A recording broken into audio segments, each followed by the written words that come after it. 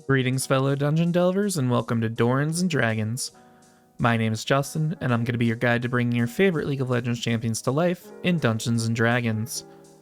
Today we're building Kog'Maw the Who's a Good Void Puppy. Kog'Maw is a being straight out of the void, with cat levels of curiosity taking on the form of consuming everything in his path. He's a hyper-carry marksman whose mouth secretes caustic enzymes that melt enemy tanks, enemy towers, and enemy nexuses. He's inherently drawn towards Malzahar, but what they'll do when they meet, no one knows. Before we get started with the build, go ahead and like the video and hit that subscribe button so you're always notified when we release our builds. For race, we're going to take advantage of the custom lineage, allowing us to get our Voidborn nature and a free feat on top. We'll get to the free feat in a second, but before that we need to choose a skill proficiency. We're going with animal handling to help Kog chow down on his food even more efficiently. Now before you run down to the comments, I know this isn't how animal handling works. Relax. Now for Kog'Maw's infamous range, we'll pick up the spell sniper feat. This is going to double our range on spells with an attack roll associated, and let those attacks ignore half and 3/4 cover. We'll also get to learn the Eldritch Blast cantrip if you want a fun long-ranged auto attack spell. It lets you deal 1d10 force damage on hit, and thanks to this feat it has a range of 240 feet, and that's without Distant Spell or Eldritch Spear, which we'll get to later. For background, Kog wandering around Runeterra eating his way through the place screams Outlander to me, giving him proficiency with athletics and survival, and the Wanderer feature. This is going to give him a strong recollection of the terrain he's traversed, and will let him find food and water for himself and the party. For stats, we're going for the balance Riot completely ignored for him when they did the initial Marksman update with the standard array. If you know, you know. Roll for stats if you want to, just keep at least a 13 in Charisma for multiclassing purposes. From Custom Lineage, we'll take a +2 to our Charisma, and that's where we'll start with a 15 at our score. Constitution is going to be next for a little survivability. Dexterity will be after that so we can waddle away safely in combat. Wisdom will be next, mainly to help us find more food. We'll have an average strength score, and dump intelligence to match his Void Puppy energy. On the heels of our stats, I'm going to break down the ability score improvements here so you can pick and choose for yourself along the way. Starting at Sorcerer 4, we'll get Elemental Adept Acid. This is going to let our acid spells ignore resistance and bump any 1s on the damage die into 2s. Then at Sorcerer 8, you'll round off your Charisma and Dexterity scores.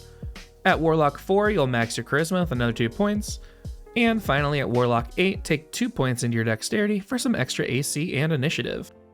To start things off, we'll take 10 levels in Sorcerer.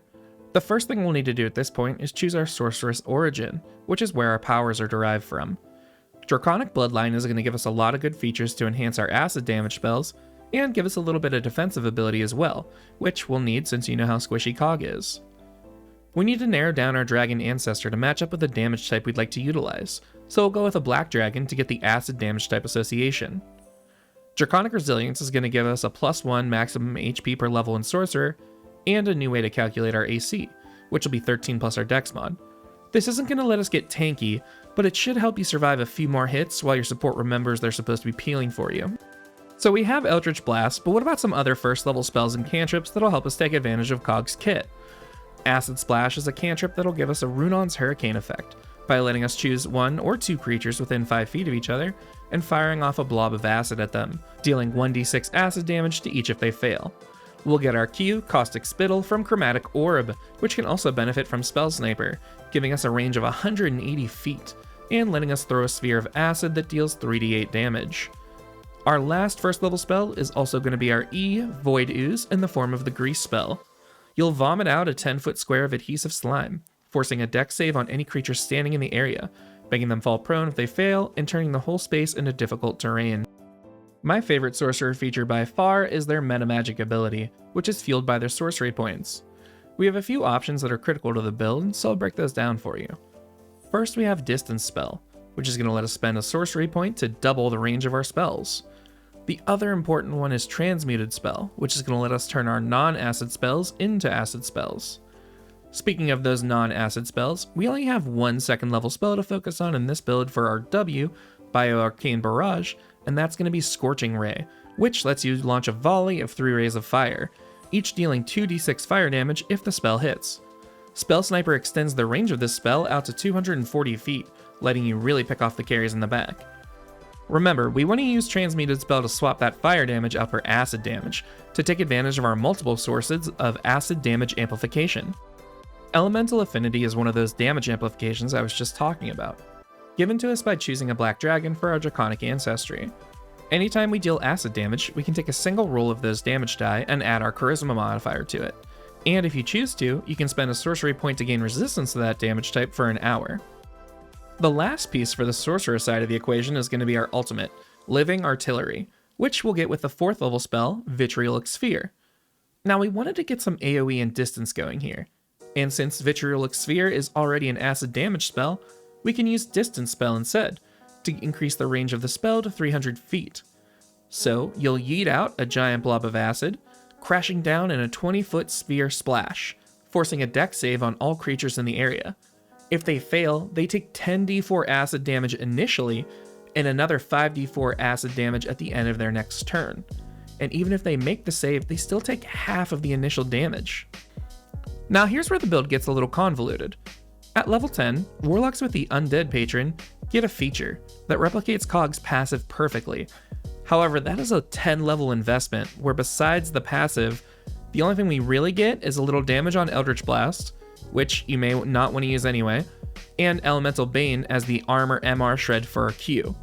So take these levels if that's important to you, or finish out the build as a sorcerer for more sorcery points and an extra ASI. But since we're here to get those important things like his passive in the shred, here's how you do it. We're going to take 10 levels in Warlock. As mentioned, we'll go with the Undead for our otherworldly patron to get our powers from. This will give us a bunch of features like an expanded spell list, Form of Dread, and Grave Touched. None that we really care about for this build though. All the way up at the 7th level in Warlock, we'll get our 4th level spells and pick up the shred I mentioned earlier with Elemental Bane. This spell is going to let you choose a creature and a damage type, ideally one you hit the round before with your Chromatic Orb and Acid, and force a Constitution save on that creature. If they fail, then the first time they take acid damage on each turn, they take an additional 2d6 acid damage on top. Now we get to the feature that gives us our passive, Necrotic Husk. When you reduce to 0 hit points, you can spend your reaction to fall to 1 hit point instead, and then you just start exploding with energy. Each creature within 30 feet of you takes 2d10 plus your Warlock level in necrotic damage, and you gain a level of exhaustion. This does have a 1d4 long rest recharge timer, but it is the best D&D official version of the passive, and definitely one that'll save you here and there. Alright, now that we've completed the build, let's see how we did. First, the good. Kog has a ton of acid to spew and increased damage when he does it. Also, he can reach his enemies from half the map away, so he can do it safely. Now the bad. Having to invest 10 levels of Warlock just for our passive is a huge bummer. Other than that, I just have generic squishy caster complaints. So what'd you think? I've included a link to this build via D&D Beyond in the description below. As always, these videos wouldn't be possible without our patrons over on Patreon. Thanks for helping us keep the lights on and the food in the fridge for our little void puppies. Thanks for watching, and hopefully we'll catch you on the Rift, or in the Forgotten Realms.